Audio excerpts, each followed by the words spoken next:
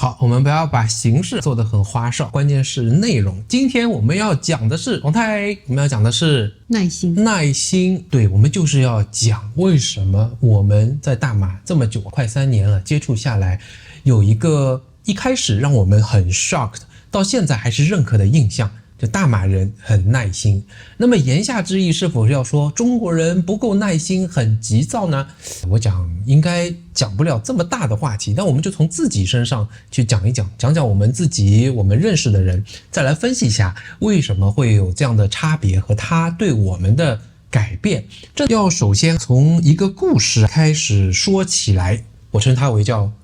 诊所医生，因为是一个医生的故事，让王台突然触动说，你今天怎么会跟我分享这个事情？这好像体现了大马人的一种耐心。王台是哪件事情让你感到很触动的？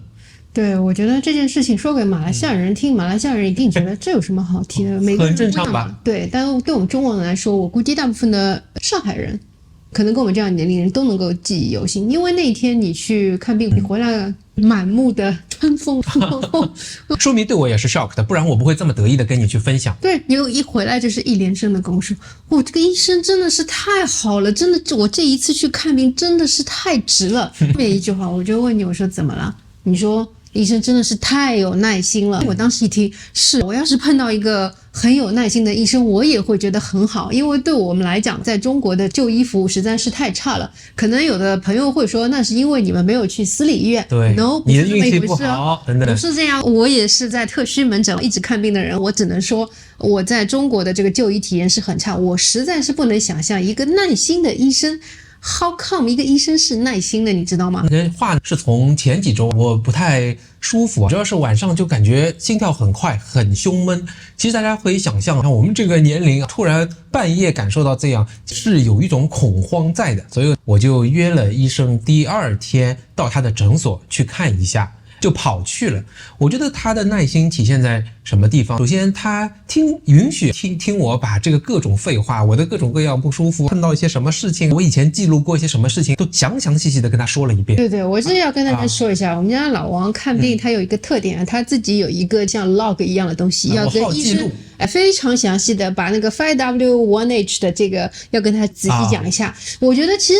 这应该是个最基本的，就像律师要了解案情，医生要了解你的病史，但是在这个事情你在中国做的时候，对，你提醒我了，以前在中国的医生我也整理好给他看的，他们基本上就是不屑一顾，然后你还不能打断，你说重点，今天有什么不舒服？对，你还不能多问，因为有时候我自己会做好各种功课，各种诊断方法，它有没有效，接下来该怎么，我跟医生讨论，他说你是懂得太多。有个医生有次说我，说你好像说那么多，但是你又不会做我的手术，你又不那个什么，不要说那么多，会这样的。那这个医生，你看我把手表里的心电图，我自己记录下来的，我视频录下来的问题，我都给他看了，他耐心听完，然后还帮我分析说，那你有没有这样和那样的一个情况。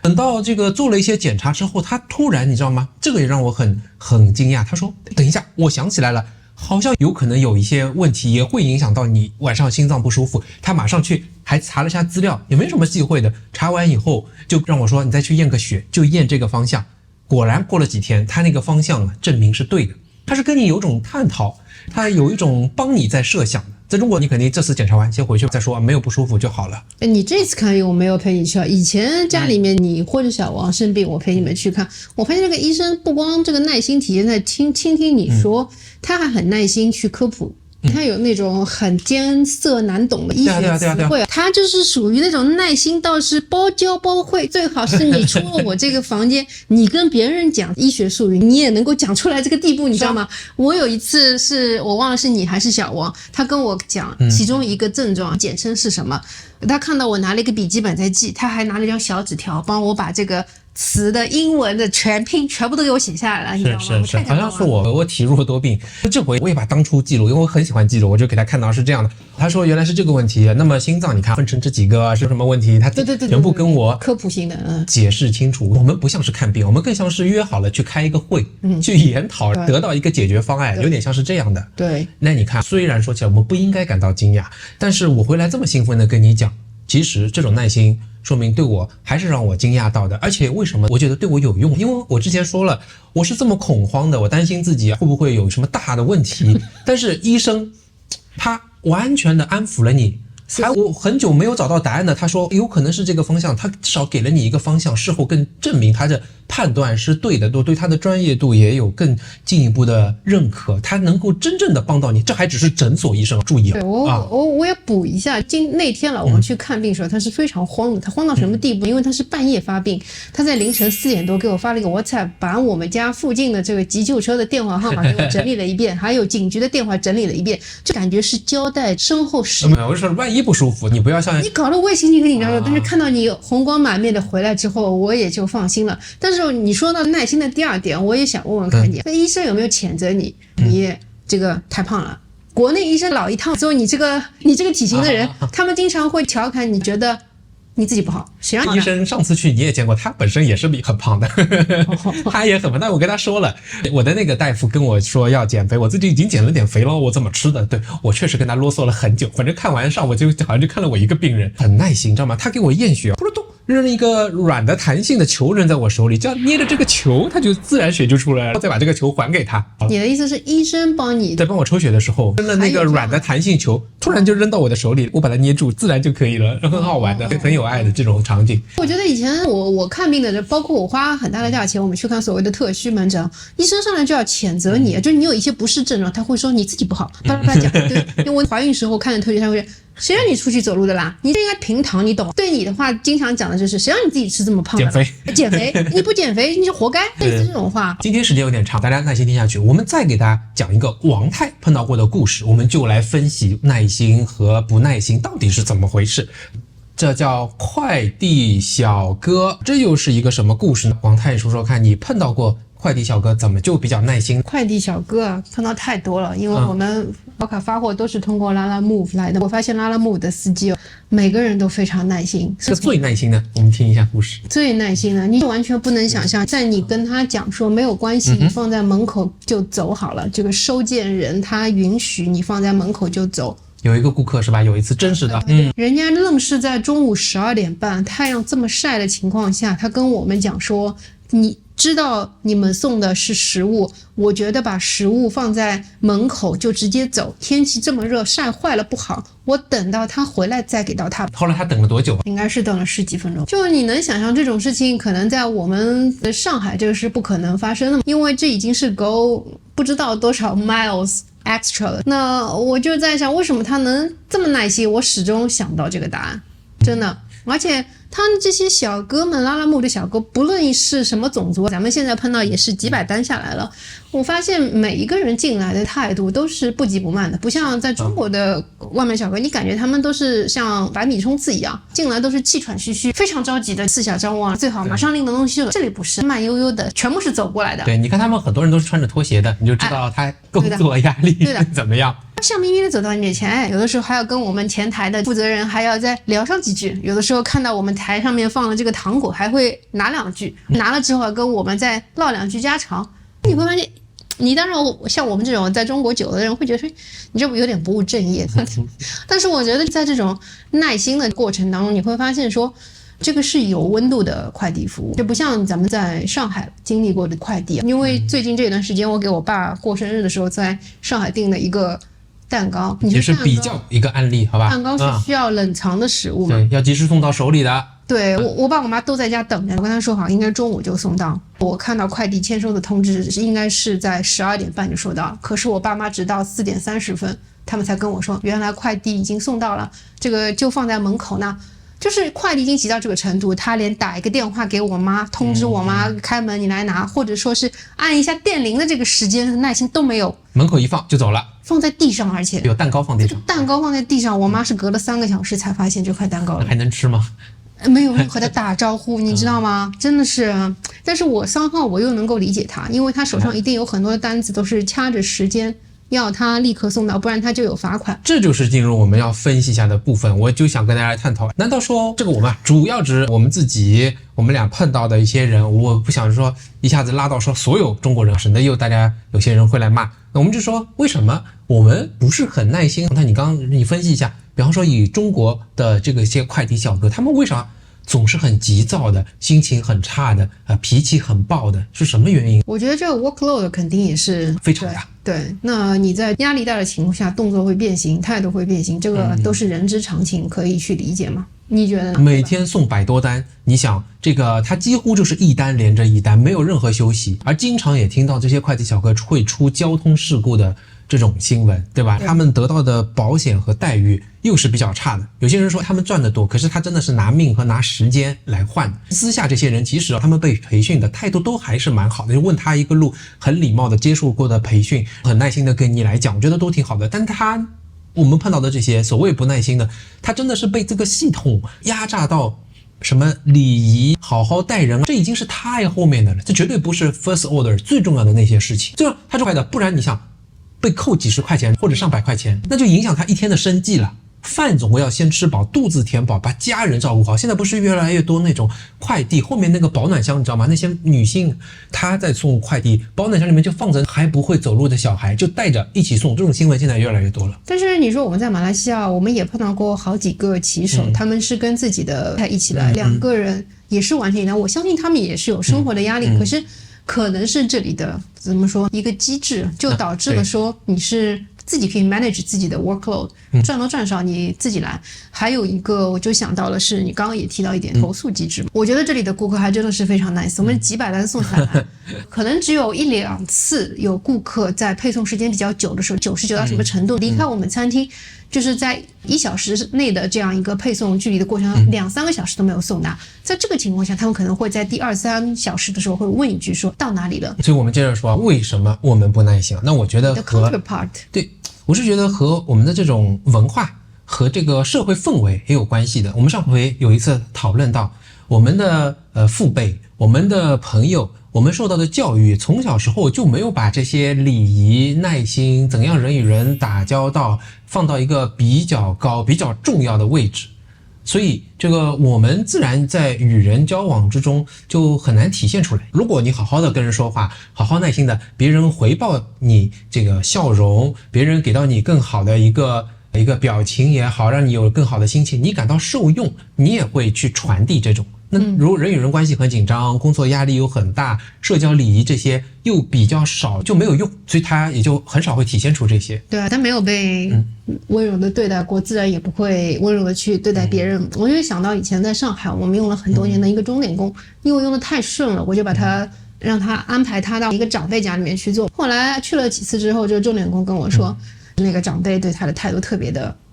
不耐心，特别的不耐烦，就真的很像那种电视剧里面可能以前封建社会时候的老爷对那种丫鬟的这种颐指气使嘛。其实它可以反映很多问题，一个是人与人之间还有一些不信任，那整个社会的信任感其实也是可以衡量和感知的。对，我相信在社会学上是这样的。那还有大家对不同的人会那种阶层地位这种观念还会放得比较重，就觉得你是来打扫的，或者说你是送快递的，我对你就会不太耐心。对，其实有些观众都知道的，我觉得或多或少隐含的对现代社会还是有影响。文革带来的余毒余孽，当时那种人与人之间破坏关系、破坏传统那种非常左派激进的做法，对现在肯定还是有影响。所以我觉得诸多原因我们也不太清楚，就我们自己身上来说也是慢慢在改。对了，其实和性格有关系，偏北方一些人，当然我们对马来西亚人来说也是北方，不管是上海还是在中国，相对会耿直一点，它已经融入到我们的习惯里了。对，就像前2天的新闻我在听，比方说我说完以后一个利率，你马上说那说人话就是什么，虽然这是一个表达，但是我在听的时候我就很敏感的想说人话，这好像别人没有在说人话，也会不自觉，这是我们的习惯，我们自己会改的。OK， 我想说的是，那个是比较术语化的金融术语，翻译成我们比较能够懂的这个话。对，但我们容易着急，一着急出来就相对会没有这么。对。好，下面一个趴，那么我们来想想看，为什么大马人又比较耐心？我们能不能反向来思考一下？你也观察了那么多大马人，我们有这么多大马的朋友，是什么原因？我觉得可能一点就是他们这个问题真的是他，我觉得他们可能从小就是被有耐心的对待了，所以说耐心可能是渗入到他们基因里面去的，对，这是一个最大的原因。第二个，他们有一种比较善于学习、见贤思齐的这样一个能力。对，他们可能这句话叫做因为自己淋过雨，所以想给别人撑把伞。他可能感知过这个世态炎凉，所以他觉得在他能力范围之内，能够把好的一点传递给陌生人，或者说对方认识的这些人也挺好的。所以你想，也有人跟我们吐槽过这边的一些档口的老板是极其凶狠的，会骂这个顾客的，也是要给白眼的。对，所以我想我们讲的是 in general， 或者你可以认为是我们的，我一直讲个人的真实的感受。那一方面是我们所认知到的大马，当然不是每个人都很坏，每个人都很好，不是的，中国也有很多很好的人，大马也可能像大家讲的会有碰到一些人，对，我们生活3年了是碰到。那我们讲我们 in general 的这个感受，对吧？我也觉得我的分析是你看多种族生活在一起比较容易有一些包容，因为没有包容很难平衡的就生活在一起。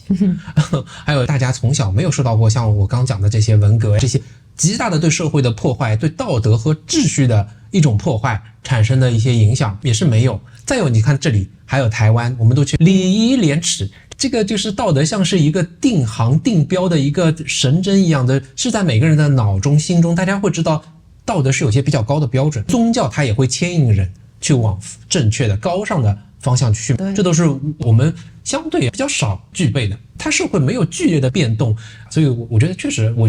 这里跟人相处就比较舒服，而且大家在网络上尤其我觉得好像做到的更好。你们发现大家有时候 WhatsApp 只是说几句请问您或者实在抱歉，他会做得更加小心，就像我们小时候写信一样的小心翼翼如履薄冰。是你说到教育，我就想到以前我有看读中的语文教材，他们好像从初中还是高中的1、2年级开始就有一个叫应用文写作。这种应用文写作比如说写通知写信，我觉得这个就直观的体现在我们收到的观众来信。教育我们现在看观众来信，老实说我们是完全可以看得出哪些是非中国人的来信，哪些是中国人的来信。中国人的来信都是一击即中，给你来个自来说光头你好，或者说我们都是上海人，巴拉巴拉，就直接问你，我马上要过来了，我想要你帮个什么忙，没有任何的你好，或者说先介绍他自己是怎么样子，上来就把几个问题问好，比较难把握人与人的关系，是不是跟我们有一集讲边界感也是有些关系？我刚刚就想说到边界感这个问题，我觉得马来西亚人不管是用英文的给我们来信，还是华文的给我们来信，非常非常礼貌。